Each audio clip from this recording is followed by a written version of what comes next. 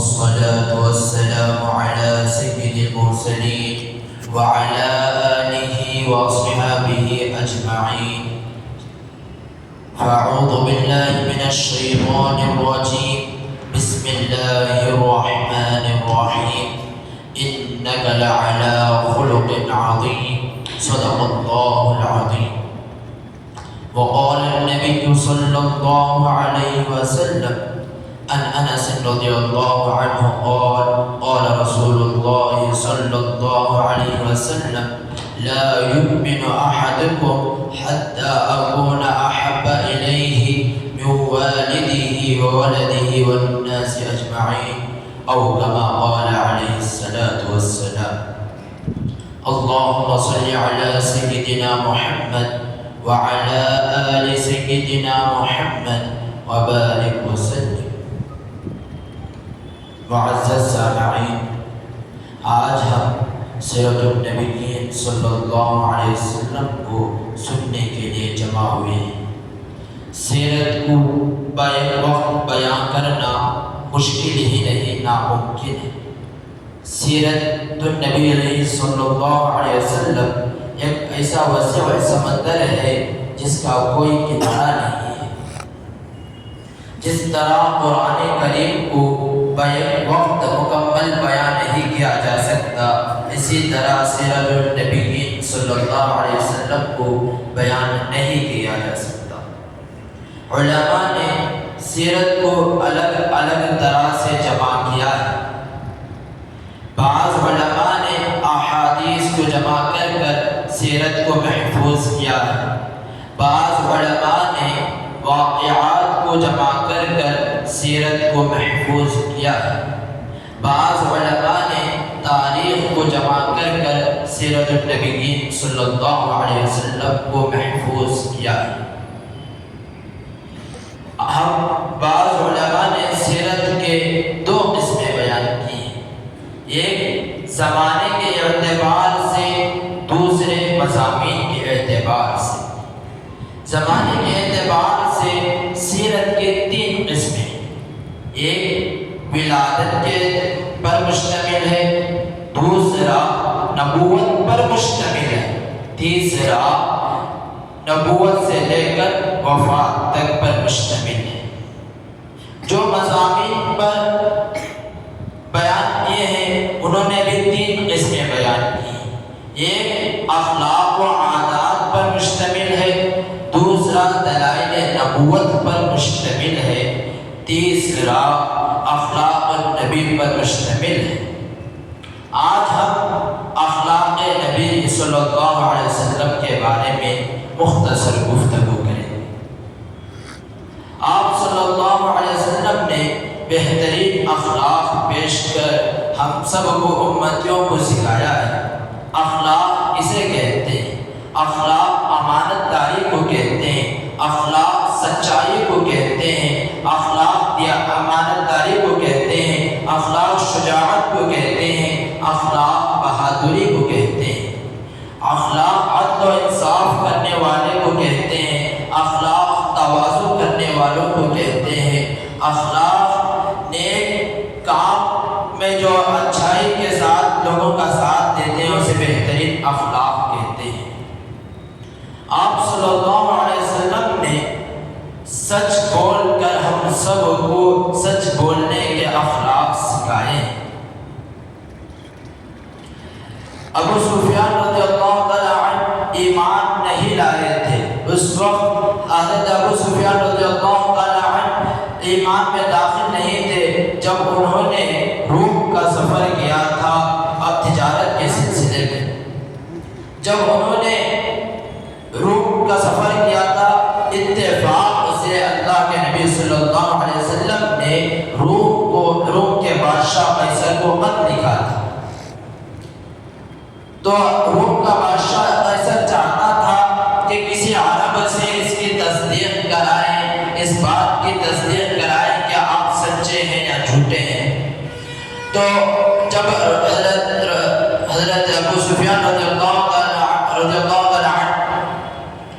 روم میں پہنچے تھے تو روم کے درباریوں نے انہیں حاضر کیا اور روم اس خط کو پڑھنے کے لیے کہا۔ جب وہ خط پڑھا جا رہا تھا تو روم کے بادشاہ قیصر نے ابو سفیان سے پوچھ لیا کہ کیا وہ سچے ہیں؟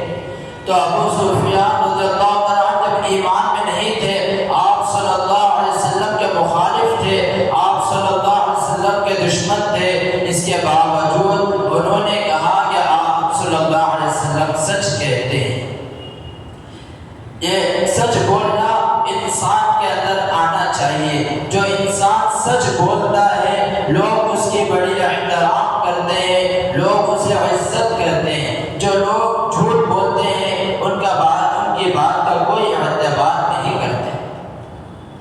آپ صلی اللہ علیہ وسلم نے ہمیں امانتداری کے اخلاق بھی سکھائے۔ جب مکہ والوں نے آپ کے مخالف ہو گئے تھے، سارے قبیلے ایک ہو کر آپ کو قتل کرنے کا ارادہ کر لیا تھا، سارے لوگ گھر کو گھیر لیے تھے، سارے راستوں پر ناکہ بندی لگا لیے تھے۔ اس وقت اللہ کے نبی صلی اللہ علیہ وسلم نے حضرت علی کو اپنے بستر پر لٹا کر، اس وقت حضرت علی اللہ کے نبی صلی اللہ علیہ وسلم کے داماد نہیں تھے، چچا زاد بھائی تھے، انہوں نے حضرت علی، اللہ کے نبی صلی اللہ علیہ وسلم نے حضرت علی کو اپنے بستر پر لٹا کر یہ کہا کہ یہ فلاں فلاں کی امانتیں ہیں، آپ انہیں پہنچا دیں۔ یہ ان لوگوں کی امانتیں تھے جو آپ کے گھر کے باہر آپ کو قتل کرنے والے تھے، آپ کو مکے سے مدینے کو ہجرت کرنے سے روکنے والے تھے۔ یہ ان لوگوں کی امانت تھی۔ آپ صلی اللہ علیہ وسلم نے ہمیں مشکل وقت میں بھی اچھے اخلاق پیش کرنے کا نمونہ سکھایا ہے۔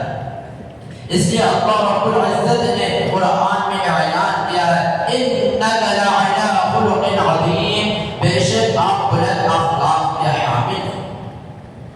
جب آپ پر سب سے پہلے وحی نازل ہوئی تو آپ گھبرا گئے، گھبرا کر اپنے گھر کی طرف لوٹے تو حضرت خدیجہ رضی اللہ تعالیٰ عنہ آپ کو تسلی دینے لگی کہ وہ کہنے لگے آپ تو امین ہیں، آپ تو لوگوں کے ساتھ صلح رحمی کرنے والے ہیں، آپ تو لوگوں کے ساتھ تواضع کرنے والے ہیں، آپ چھوٹوں کے ساتھ شفقت کرنے والے ہیں، آپ یتیموں کے ساتھ صلح رحمی کرنے والے ہیں، آپ کو کوئی تکلیف نہیں پہنچا سکتا۔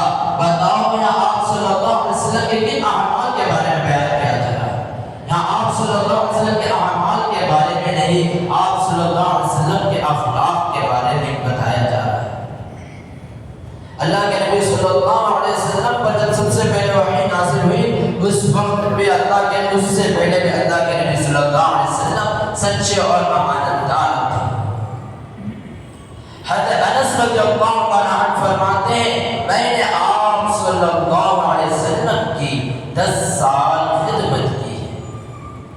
آپ صلی اللہ علیہ وسلم نے اس پورے 10 سال میں کبھی بھی میرے کسی کام پر یہ نہیں کہا کہ آپ نے یہ کام کیوں کیا ہے، کبھی بھی یہ نہیں کہا کہ آپ نے یہ کام کیوں نہیں کیا ہے۔ آپ نے خاموش رہ کر ہمیں سکھایا ہے کہ آپ خاموشی نجات کا ذریعہ ہے۔ آپ صلی اللہ علیہ وسلم کسی سے سوال نہیں کیا کرتے تھے۔ آپ صلی اللہ علیہ وسلم کے بہترین اخلاق ہے۔ آپ صلی اللہ علیہ وسلم کے اخلاق کو قرآن نے اس طرح بیان کیا اِنَّكَ لَعَلَىٰ خُلُقٍ عَظِيمٍ، آپ بلند اخلاق کے حامل ہیں۔ حضرت عائشہ صدیقہ رضی اللہ عنہ فرماتی ہیں آپ صلی اللہ علیہ وسلم نے کسی پر ہاتھ اٹھا کر مارا نہیں ہے، مگر جہاد فی سبیل اللہ میں مارا ہے۔ یہاں اللہ کا حکم ہے قتل کرنے کا کفاروں کو، اس لیے اللہ کے نبی صلی اللہ علیہ وسلم نے صرف جہاد میں ہاتھ اٹھایا ہے، اس کے علاوہ اللہ کے نبی صلی اللہ علیہ وسلم کبھی بھی کسی پر ہاتھ نہیں اٹھائے، نہ تو خادم پر ہاتھ اٹھائے ہیں، نہ کسی عورت پر ہاتھ اٹھائے ہیں، نہ کسی باندے پر ہاتھ اٹھائے ہیں، نہ کسی بچے پر ہاتھ اٹھا کر مارے ہیں۔ ہمیں بھی اس سے پتہ چلتا ہے کہ جو لوگ آپ کو تکلیف پہنچاتے ہیں ضروری نہیں کہ آپ بھی انہیں تکلیف پہنچائیں۔ آپ دشمنوں کے ساتھ بہترین سلوک کرنا چاہیے۔ ہمیں بھی اچھے اخلاق کے ساتھ امت کا نمونہ پیش کرنا چاہیے۔ جو لوگ کہتے ہیں کہ تلوار کی بنیاد پر اسلام پھیلا ہے، یہ سراسر غلط ہے۔ اخلاق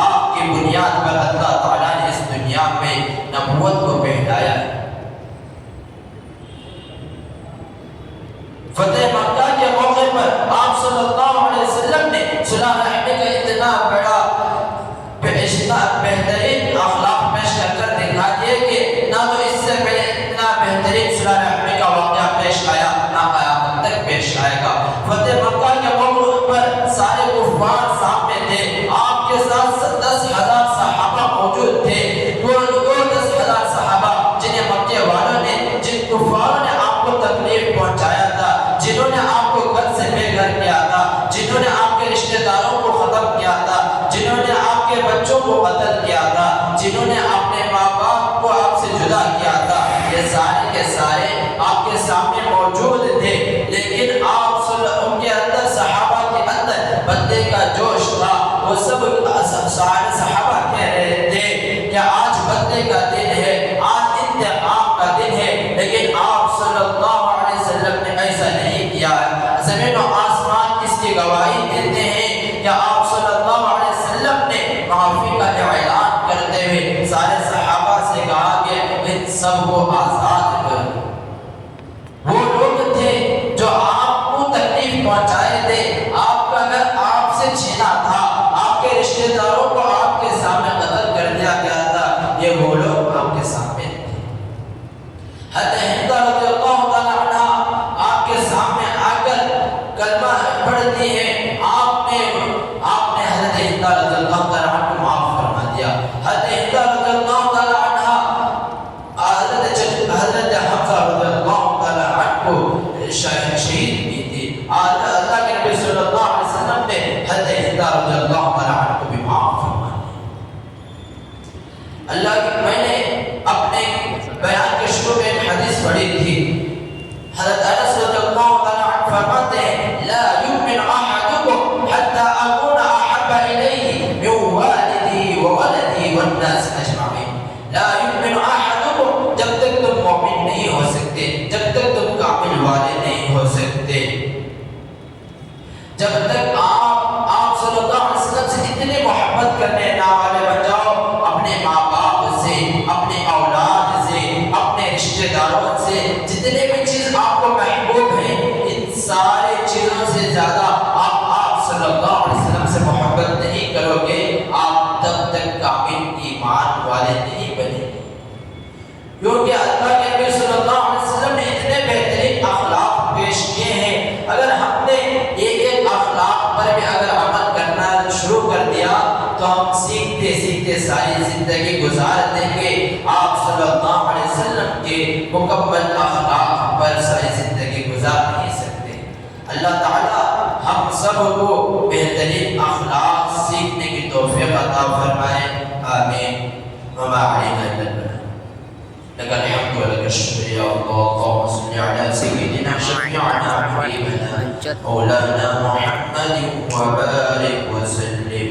ربنا ظلمنا انفسنا وان لم تغفر لنا وترحمنا لنكونن من الخاسرين۔ جزا الله عنا محمدا ما والاه صلى الله عليه وسلم برحمتك يا ارحم الراحمين، والحمد لله رب العالمين۔ کھڑو جا